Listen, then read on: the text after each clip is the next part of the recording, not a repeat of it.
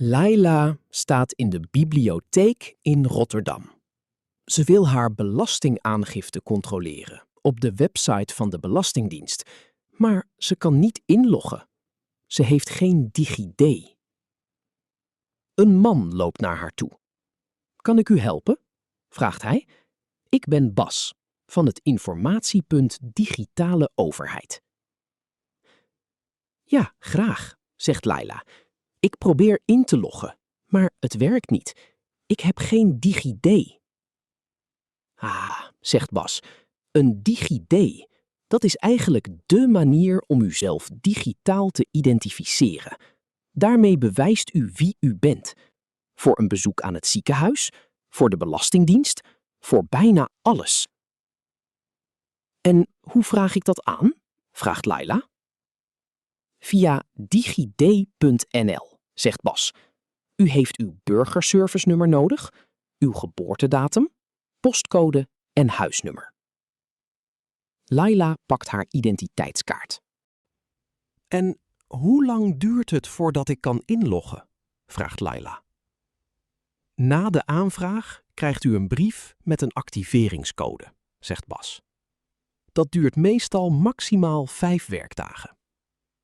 Een brief? Niet een e-mail? Vraagt Laila verbaasd. Klopt, zegt Bas. De brief gaat naar het adres waar u ingeschreven staat bij de gemeente. Daarom is het belangrijk dat uw adres klopt in de basisregistratie personen. En als ik dan die code heb, dan gaat u naar digid.nl/activeren en vult u de code in, samen met uw gebruikersnaam en wachtwoord. Daarna is uw DigiD klaar voor gebruik. "Kan ik ook een app gebruiken?" vraagt Laila. "Zeker," zegt Bas. De DigiD-app is tegenwoordig de makkelijkste manier. U logt in met uw gezicht of vingerafdruk in plaats van steeds een wachtwoord te typen. Laila pakt haar telefoon. "En hoe kies ik een goed wachtwoord?"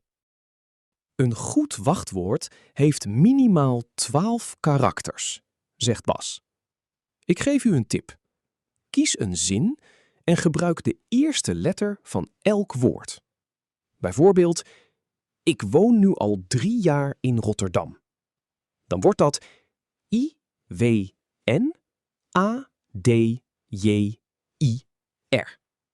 En daarna uw geboortejaar erbij. Laila lacht. Dat is slim. Dat onthoud ik makkelijk. "En als het thuis niet lukt?" vraagt Laila. "Kan ik dan hier terugkomen?" "Natuurlijk," zegt Bas. "U hoeft geen lid te zijn van de bibliotheek. Iedereen kan hier binnenlopen met vragen over DigiD." "Nog 1 belangrijke tip," zegt Bas. "Deel uw DigiD-gegevens nooit met anderen. Ook niet met familie of vrienden. Als u hulp nodig heeft, bijvoorbeeld met een belastingaangifte, kunt u een tijdelijke machtiging geven. Maar log altijd zelf in." Dus niemand mag mijn wachtwoord weten? Vraagt Laila. Precies, zegt Bas. Dat is voor uw eigen veiligheid. Laila stopt haar telefoon in haar tas. Dank u wel, Bas. Nu begrijp ik het. Laila loopt naar buiten. Ze voelt zich zelfverzekerd. Eindelijk heeft ze haar eigen DigiD. Een DigiD is uw digitale identiteit voor de Nederlandse overheid.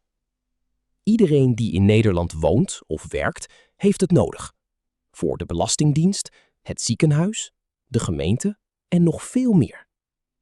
Gratis aan te vragen via digid.nl. Nodig: burgerservice-nummer, geboortedatum, postcode, huisnummer.